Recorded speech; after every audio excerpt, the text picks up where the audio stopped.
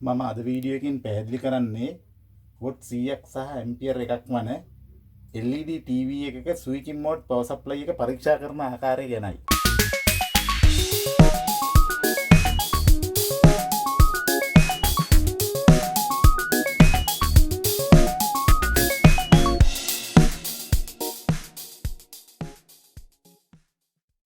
මේ තියෙන්නේ ස්විචින් mode power supply එකක වොට් 100ක් සහ ඇම්පියර් එකක් වන පවර් සප්ලයි එකක්.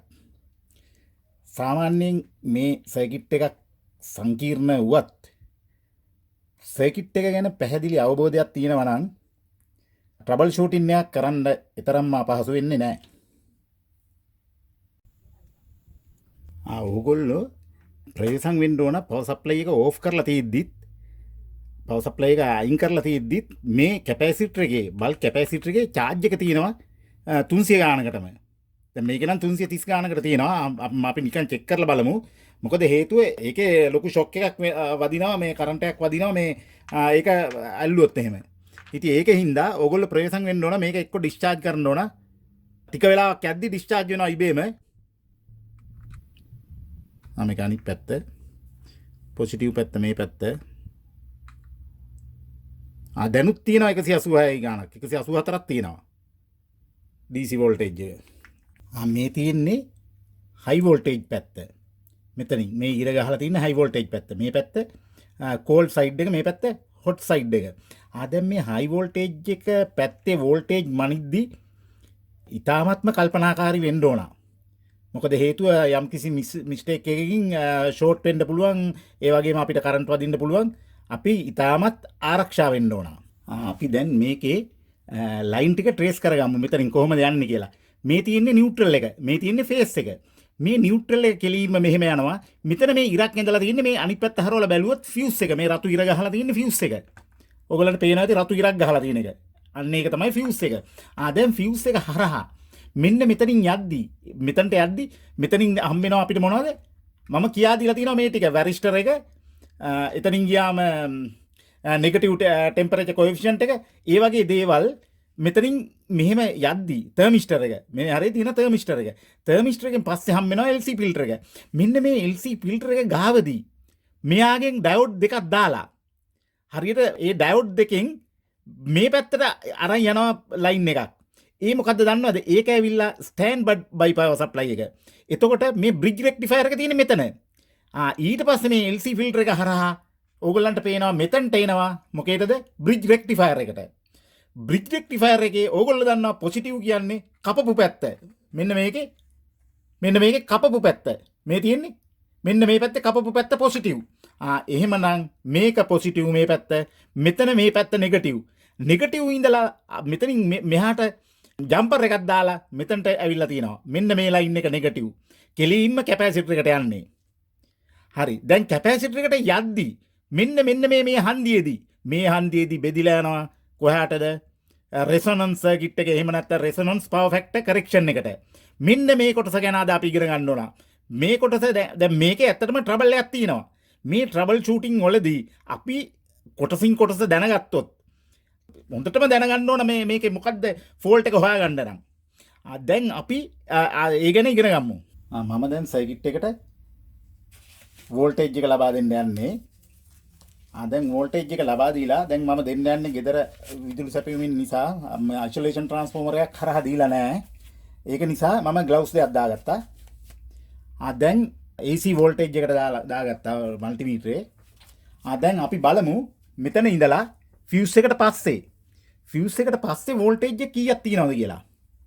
ෆියුස් එකට පස්සේ මෙතන මල්ටිමීටරේ බලන්න වෝල්ටේජ් එක කීයක් තියෙනවද කියලා. 242.4ක් තියෙනවා.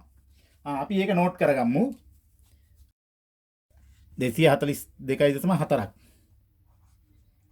242.4ක් AC වෝල්ටේජ් එක. AC වෝල්ටේජ් එක තියෙනවා.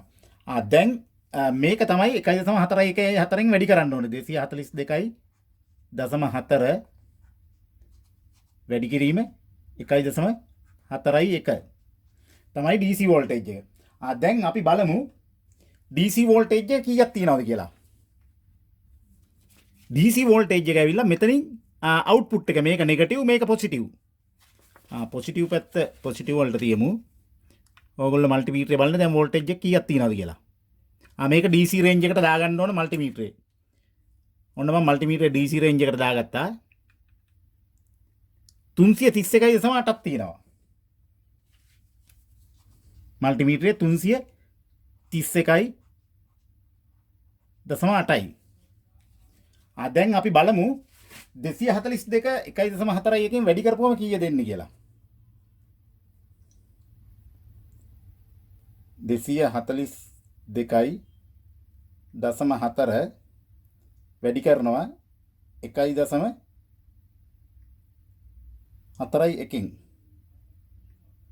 341ක් එනවා. ඒ කියන්නේ මේක වැඩි කරපුවම 341ක් එනවා.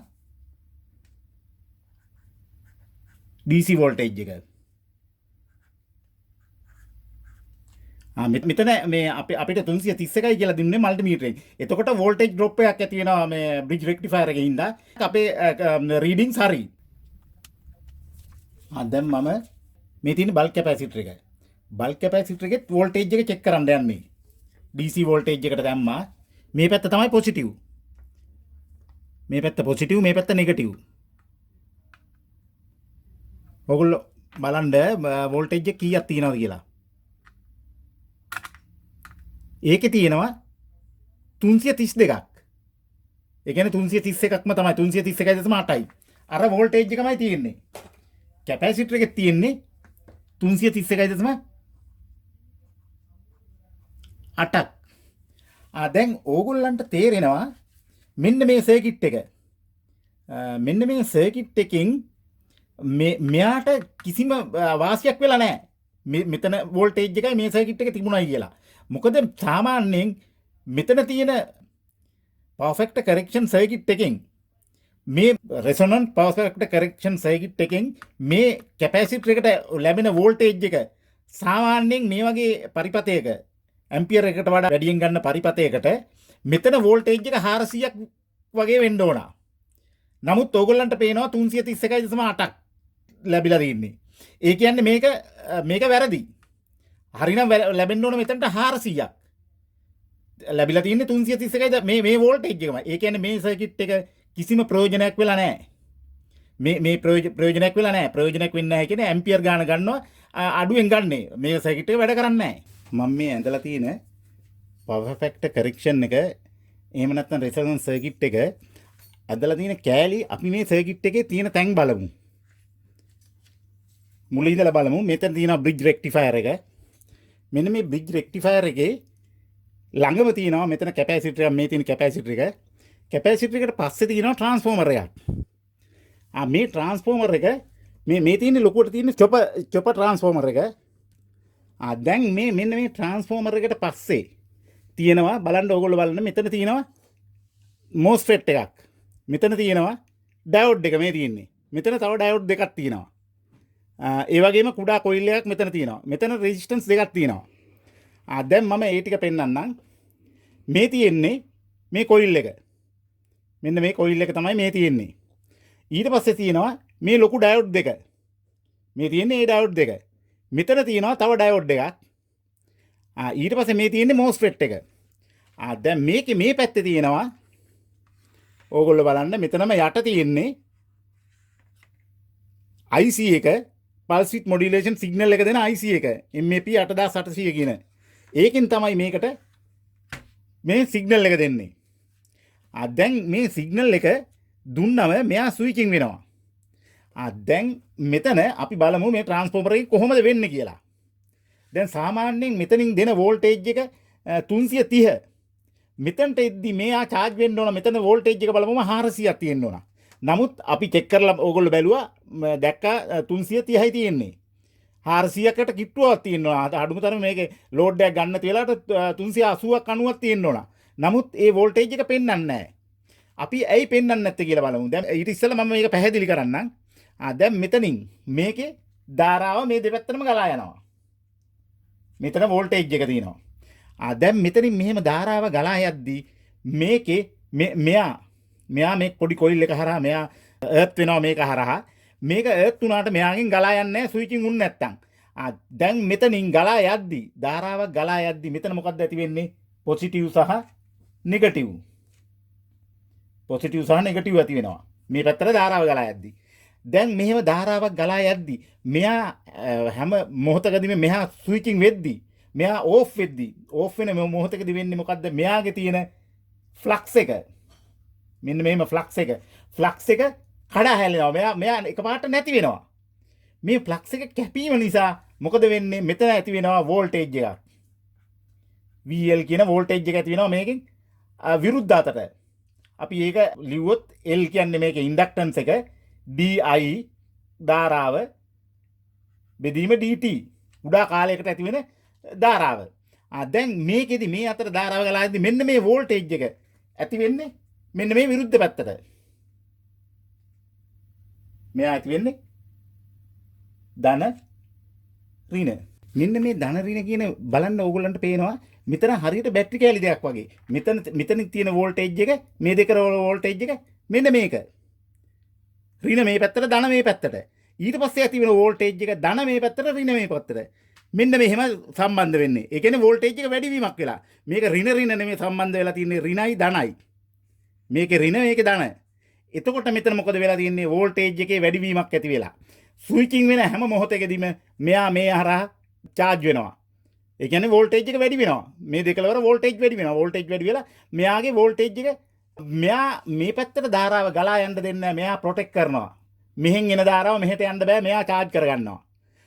මෙයාගේ charge එක control කරන්න තමයි මේ IC එකකින් තමයි මෙතන අපි මෙයාගේ transformer එකේ coil එකක් තියෙනවා. මෙයාගේ ඇති වෙන විද්‍යුත් ගාමක බලය විරුද්ධව තියෙන විද්‍යුත් ගාමක බලය මෙතන ප්‍රේරණය වෙලා මෙයාගෙන් තීරණය කරනවා මෙයාට දෙන්න ඕන සිග්නල් එකේ ප්‍රමාණය. ඒ කියන්නේ මේ පල්ස් එකේ ඒ කියන්නේ තප්පරයකට ඇති වෙන කොච්චර ෆ්‍රීකවන්සි එකක් දෙන්න ඕනද කියන එක මෙයා තීරණය කරනවා මෙතනින්. ඒ වගේම තවත් තීරණය කරනවා මෙයාගේ මේ රෙසිස්ටන්ස් එක මෙතන තියෙන මේ ලොකු රෙසිස්ටන්ස් එක.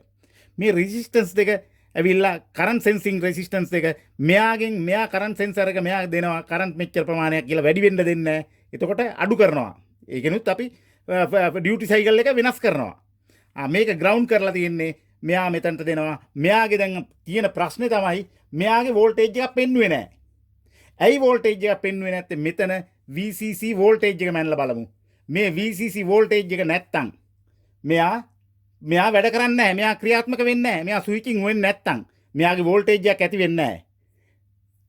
දැන් මෙයා හරියට නිකන් දන්වැලක පුරුක් වගේ. මේ හැම සර්කිට් එකක්ම මෙහි පැත්ත වැඩ කරේ නැත්තම් මේ පැත්ත වැඩ කරන්නේ නැහැ. මෙයා වැඩ කරේ නැත්තම් මෙයාට සප්ලයි නැහැ. ඒ වගේ එකිනෙකට සම්බන්ධයි. ඔක්කොම ෆීඩ්බැක්. ඒ කියන්නේ හැම එකක්ම සම්බන්ධයි. එකක්වත් වැඩ නොකරොත් අනික වැඩ කරන්නේ නැහැ. ඉතින් ඒක නිසා දැන් අපි බලමු මෙතන VCC වෝල්ටේජ් එක තියනවාද කියලා. මම පෙන්නන්නම් VCC වෝල්ටේජ් එක තියෙන තැන. මේ IC එකට එන්න ඕනේ. මේ IC එකට එන්න ඕනේ මෙන්න මේ සර්කිට් එකේ ඉඳලා. මේක තමයි ඔප්ටෝකප්ලර් එකෙන් මෙයා තමයි ඔක්කොම මොලේ වගේ තීරණය කරලා දෙන්නේ. මෙයා මෙතනට VCC එක සැපෙන්නේ නැත්තම් මේ කිසිම සර්කිට් එකක් වැඩ කරන්නේ නැහැ. හැබැයි මේ VCC එක අඩුවෙන් ලැබුණත් මෙයාගේ වෝල්ටේජ් අඩු වීම හින්දා මෙයාට අඩුවෙන් ලැබුණොත් මෙයා ඒත් සපයන්නේ නැහැ. VCC එක සපයන්නේ නැහැ. දැන් මේක මෙන්න මේ තියෙන පොඩියට ගිහිල්ලා ලයින් එක. මෙන්න මෙතන. මේ ජම්පර් එකෙන් මෙතනට ගිහිල්ලා. මෙන්න මේ IC එකට ගිහිල්ලා තියෙනවා මෙන්න මේ ජම්පර් එක හරහා. මම අර කලින් පෙන්නපු සීරීස් රෙසිස්ටන්ස් එක මෙන්න මේ රෙසිස්ටන්ස් එක තමයි මෙතන තියෙන්නේ. මෙන්න මේ ටික. මෙතන තියෙනවා. එතකොට මේ ජම්පර් එක හරහා මේ තියෙන මෙහා පැත්තෙන් බලපු MOSFET එක. MOSFET එකේ පින් 3. මේ තියෙන ට්‍රාන්ස්ෆෝමරේ පින් 4. මේ දෙක තමයි එකට සීරීස් වෙලා මෙයාට සම්බන්ධයක් ඇති කරලා මෙතනින් මෙහෙම යන්නේ. මේ ඩයෝඩ් එක හරහා මෙයාගෙන් සම්බන්ධ වෙලා මෙතනට පොසිටිව් charge කරනවා මේ ඩයෝඩ් එක හරහා. MOSFET එකෙන් charge කරන මේ ඩයෝඩ් එක හරහා. මේ තියෙන ඩයෝඩ් 4 ඩයෝඩ් එක හරහා. මේ දෙන්නගෙන් එහෙන් එන ලයින් එක. මේ තියෙන්නේ. මෙයා මෙතනට ගියා මේ ඩයෝඩ් එකට මෙතනට ගියා. ඒකෙන් තමයි මේ පොසිටිව් charge කරන්නේ.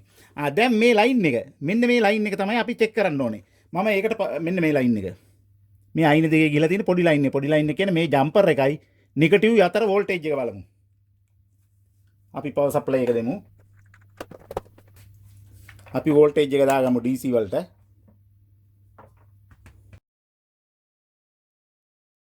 මේ තියෙන්නේ නෙගටිව්. ඔයගොල්ලෝ බලන්න මල්ටිමීටරේ මේ තියෙන්නේ නෙගටිව්. මේ තියෙන්නේ මේ ජම්පර් එක. වෝල්ටේජ් එකක් නැහැ. මේකේ වෝල්ටේජ් එකක් නැහැ කියන්නේ මේ IC එක වැඩ කරන්නේ නැහැ. මේ IC එක වැඩ කරන්නේ නැහැ කියන්නේ MOSFET එක වැඩ කරන්නේ නැහැ. ස්විචින් වෙන්නේ නැහැ. ස්විචින් වෙන්නේ නැහැ කියන්නේ පවර් සප්ලයි එක අතන්ට ලැබෙන්නේ නැහැ නියම පවර් සප්ලයි එක. දැන් ඕගොල්ලන්ට තේරෙනවා VCC එක නැති නිසා පල්ස් විත් මොඩියුලේෂන් සිග්නල් එක හැදෙන්නේ නැහැ. ඒ කියන්නේ පල්ස් විත් මොඩියුලේෂන් සිග්නල් එක එන්නේ මෙන්න මේ MOSFET එකේ ගේට් එකට. මෙන්න මේ විදිහේ GD ගේට් එකයි ඩ්‍රේන් එකයි සෝස් එකයි ගත්තම ගේට් එක තමයි වම් පැත්තෙම තියෙන්නේ. දැන් අපිට ඒ සිග්නල් එක මැනලා තවදුරටත් තහවුරු කරගන්න පුළුවන්. අපි ඒක තහවුරු කරගන්න අපි ඔසිලොස්කෝප් එක මේ ගේට් සිග්නල් එකට ඔසිලොස්කෝප් එකේ ප්‍රොබ් එක අමුණලා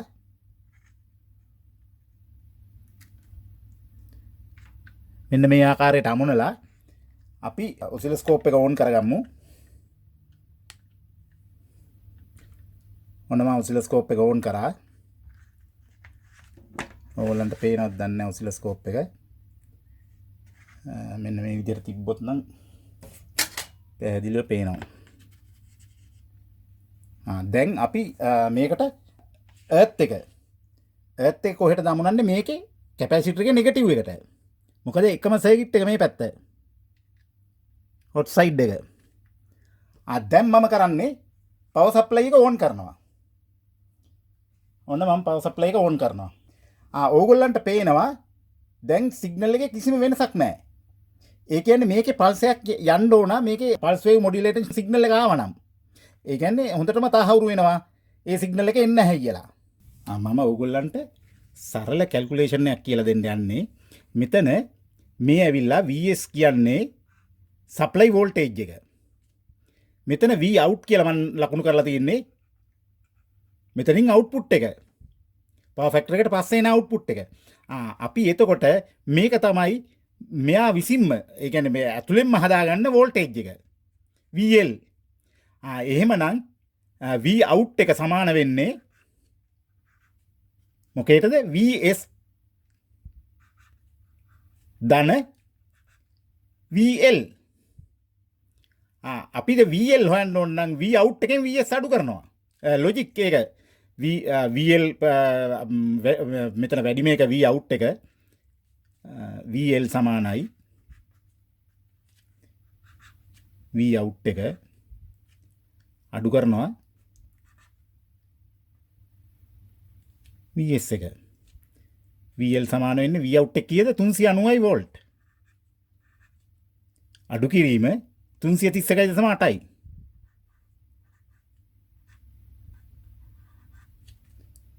එතකොට අපිට උත්තරේ එන්නේ අඩු කරපුවම 10න් 8 2යි 58.2යි. 2 වෝල්ට්.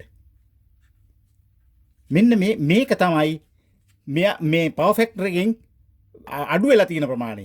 මෙයා නොලැබිච්ච හින්දා තමයි මෙයා වෝල්ටේජ් ඒ ප්‍රමාණයම තිබුණේ. මෙයා කිසිම වෝල්ටේජ් එකක් මෙයාට උදව් කරලා නැහැ. මේ උදව් කරන වෝල්ටේජ් එකක් ලැබිලා නැහැ. මං හිතනවා ඔයගොල්ලන්ට හොඳටම පැහැදිලි වෙන්න ඇති.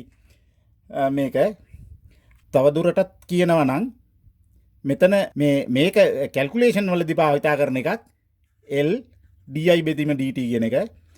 ඒක ඊතරම් අවශ්‍ය නැහැ. ඕගොල්ලන්ට අවශ්‍ය මේ පැහැදිලි කරගන්න අවශ්‍ය මේ වෝල්ටේජ් එක මේ වෝල්ටේජ් එකට වඩා වැඩි කියලා. මම හිතනවා ඕගොල්ලන්ට මේ වීඩියෝ එකෙන් පැහැදිලි අවබෝධයක් ලැබෙන්න ඇති කියලා.